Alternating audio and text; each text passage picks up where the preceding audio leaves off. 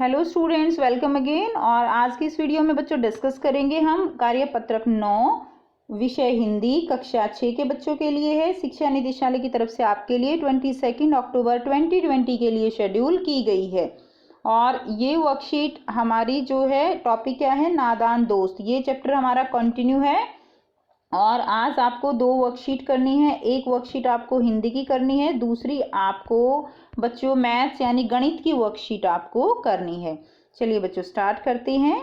पिछले कार्यपत्रक 8 में हमने पढ़ा कि नादान दोस्त कहानी मुंशी प्रेमचंद जी ने लिखी है, जिसमें केशव और श्यामा के घर कार्निस के ऊपर चिड़िया ने अंडे दिए हैं। वे दोनों अंडों के बारे में अनुमान लगाते रहते हैं। अब हम इसको आगे पढ़ेंगे। तो ये कहानी बेटा किसने लिखी है? मुंशी प्रेमचंद जी ने लिखी है। श्यामा खुश होकर बोली, तब तो चिड़ियों को चारे के लिए कहीं उड़कर ना जाना पड़ेगा ना। तो यहाँ पर देखिए, लास्ट वर्कशीट तक हमने यही पढ़ा था ना कि उन्होंने ऐसा प्लान किया कि हम जो है यहाँ पर चारा रख देंगे, हम यहाँ पर पानी भी रख देंगे, जिससे चिड़िया जो है उसको कहीं पर उड़कर जाने की ज़रूरत नहीं है। तब तो चिड़िया को चारे के लिए कहीं उड़कर न जाना पड़ेगा ना। तो ये कौन कहती है? ये श्यामा जो है खुश होकर कहती है। केशव, नहीं, तब क्यों जाएंगी? श्यामा, क्यों भैया, बच्चों को धूप ना लगती होगी? तो श्यामा क्या कहती है कि बच्चों को धूप नहीं लगती होगी। केशव का ध्यान इस तकलीफ की तरफ न गया था। तकलीफ यानी परेशानी। बोला, जरूर तकलीफ हो रही होगी, बेचारे प्यास के मारे तड़पते होंगे। ऊपर छाया भी तो कोई नहीं। आखिर यही फैसला हुआ कि घोंसले के ऊपर कपड़े की छत बना देनी चाहिए। तो दोनों बच्चों ने क्या सोचा कि अगर हम इनके ऊपर कपड़े की छत बना देंगे तो इनको धूप भी नहीं लगेगी। पानी की प्याली और थोड़े से चावल रख देने का प्रस्ताव भी स्वीकृत हो गया, यानी वहां पर थोड़े से चावल भी रख देंगे और क्या रख देंगे, साथ में पानी भी रख देंगे। तो स्वीकृत यानी सहमत जो है होना, सहमत होना। दोनों आपस में एक दूसरे से इस विषय पर भी सहमत हो गए, इस सुझाव पर भी सहमत हो गए। दोनों बच्चे बड़े चाव से काम करने लगे। श्यामा माँ की आंख बचाकर मटके से चावल निकाल लाई। केशव ने पत्थर की प्याली का तेल चुपके से जमीन पर गिरा दिया और उसे खूब साफ करके उसमें पानी भर लिया। अब चांदनी के लिए कपड़ा कहाँ से आए? चांदनी का मतलब क्या है बेटा? यहाँ पे चांदनी का मतलब है छाया, कि अब छाया के लिए कपड़ा कहाँ से लाया जाए। फिर ऊपर बगैर जो है छड़ियों के कपड़ा ठहरेगा कैसे और छड़ियाँ खड़ी कैसे होंगी? तो बच्चों के सामने ये कई सारी परेशानियां थी कि छड़ियाँ यानी जो वो डंडे लगाएंगे जिनके ऊपर वो कपड़ा बांधेंगे, वो छड़ियाँ कहाँ से लाएं? फिर छड़ियाँ वो ठहरेंगी कैसे, यानी वो सीधी खड़ी कैसे रहेंगी? केशव बड़ी देर तक इसी उधेड़ बुन में रहा। आखिरकार उसने यह मुश्किल भी हल कर दी। श्यामा से बोला, जाकर कूड़ा फेंकने वाली टोकरी उठा लाओ। तो उसने क्या कहा कि तुम जो है वो जो जिससे मम्मी कूड़ा फेंकती है वो टोकरी उठा लाओ। अम्मा जी को मत दिखाना। श्यामा, वह तो बीच से फटी हुई है, उसमें से धूप न जाएगी। केशव ने झुंझलाकर कहा, झुंझलाकर यानी एकदम थोड़ा गुस्सा करके कहा, तू टोकरी तो ला, मैं उसका सुराख बंद करने की कोई हिकमत निकालूंगा। हिकमत क्या होता है? तरकीब, ठीक है, यानी कोई ना कोई जो है उसकी तरकीब वो निकाल लेगा। श्यामा दौड़कर टोकरी उठा लाई। लेखक ने उसके सुराख में केशव ने उसके सुराख में थोड़ा सा कागज ठूंस दिया।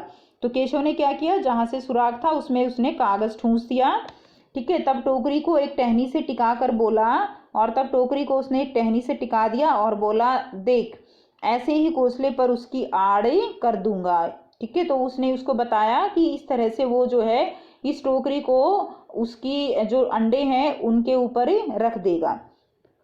तब टोकरी को एक उसने उसको टिकाकर दिखाया, ऐसे ही घोंसले पर उसकी आड़ कर दूंगा। तब कैसे धूप जाएगी? श्यामा ने दिल में सोचा, भैया कितने चालाक हैं। तो श्यामा जो है वो सोचती है कि भैया के पास जो है हर बात का सॉल्यूशन है, उपाय है, तो वो कितने चालाक हैं। अब बच्चों यहाँ पर शब्द अर्थ दिए गए हैं, आप बच्चों को ये शब्द अर्थ याद करने हैं और अपनी कॉपी में भी लिखने हैं। तकलीफ परेशानी, प्रस्ताव सुझाव, स्वीकृत सहमत होना, उधेड़ बुन सोच विचार, हिकमत तरकीब। अब गद्यांश के आधार पर निम्नलिखित प्रश्नों के उत्तर दीजिए। तो देखिए फर्स्ट जो है क्या है, केशव का ध्यान किस तकलीफ की तरफ नहीं गया था। तो केशव का ध्यान बेटा किस तकलीफ की तरफ नहीं गया था? केशव का ध्यान इस तकलीफ की तरफ नहीं गया था कि बच्चों को धूप भी लगती होगी। दूसरा प्रश्न क्या है, केशव और श्यामा ने अंडों को धूप से बचाने के लिए क्या क्या उपाय सोचे थे। तो केशव और श्यामा ने अंडों को धूप से बचाने के लिए सोचा कि उनके ऊपर कपड़े की छत जो है वो बना देनी चाहिए। तीसरा देखिए, क्या तुम्हें भी किसी नई चीज या बात को लेकर कौतूहल महसूस हुआ है। क्या तुम्हें भी कोई ऐसी कभी तुमने नई चीज देखी हो, तुम्हारे मन में भी जिज्ञासा उत्पन्न हुई है उसे देखने की। तो ऐसा ही कोई अनुभव आपको लिखना है जो तुम्हारे मन में हुआ हो। उस समय आपके मन में क्या क्या सवाल उठे थे वो आपको यहाँ पर लिखने हैं। ठीक है, तो आइए बेटा देखते हैं इसका उत्तर हम कैसे लिखेंगे। सो यहाँ पर हम आपको एक उदाहरण की तरह ये आंसर दे रहे हैं। आपके मन में अगर कभी ऐसा किसी वस्तु को लेकर कौतूहल उठा है तो आप वो आंसर यहाँ पर लिखेंगे। जब कोई बालक किसी नई वस्तु को देखता है तो उसके मन में स्वाभाविक रूप से जिज्ञासा और उससे संबंधित अनेक प्रश्न उठते हैं। सभी बच्चे जानते हैं, हम कोई नई चीज़ देखते हैं तो जो बच्चे हैं वो बार बार प्रश्न पूछते रहते हैं। ऐसा ही मेरे साथ भी घटा था। पिछले वर्ष पिताजी मेरे लिए एक रोबोट रूपी खिलौना लाए। उन्होंने उसे उपहार के रूप में बंद ही मुझे दिखाया और बोले कि वे मेरे जन्मदिन पर मुझे देंगे। मेरे मन में उसे देखने के लिए उत्सुकता थी। हमेशा यही विचार आता था कि रोबोट कैसा होगा, किस रंग का होगा। यह सोच सोचकर मुझे खेलना, पढ़ना, सोना और खाना तक भी नहीं भाता था।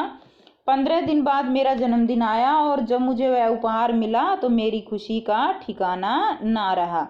तो ये बच्चों आप इसका आंसर लिखेंगे। ठीक है, नेक्स्ट क्वेश्चन करेंगे। यदि उस जगह आप और आपका मित्र होता या होती तो आप दोनों क्या क्या उपाय सोचते। तो यानी अगर आपकी जगह आपका जो है जो केशव और श्यामा है उसकी जगह आप या आपका कोई मित्र होता तो आप क्या सोचते कि किस तरह से उन बच्चों जो अंडे हैं उनकी आप देखभाल करोगे। तो आपको ये लिखना है। सो बेटा आप इस तरह से इसका उत्तर लिखेंगे। अगर केशव और श्यामा की जगह मैं और मेरा मित्र होता तो हम भी अंडों को छाया में रखने के बारे में सोचते। हम अंडों के ऊपर घास फूस की छत बनाने के बारे में सोचते या कहीं पर हम एक छोटी सी झोपड़ी बनाकर उसमें अंडों को रखने के बारे में सोचते। हम दानों को जमीन पर बिखेर देते जिससे चिड़िया उन्हें खा लेती। एक तरफ पानी डालकर रख देते जो चिड़िया आसानी से पी लेती। ठीक है, तो ये उपाय जो है हम कर सकते थे। तो बेटा आपके अगर मन में कोई और उपाय है तो वो आप इसमें ऐड कर सकते हो। नेक्स्ट क्वेश्चन देखिए।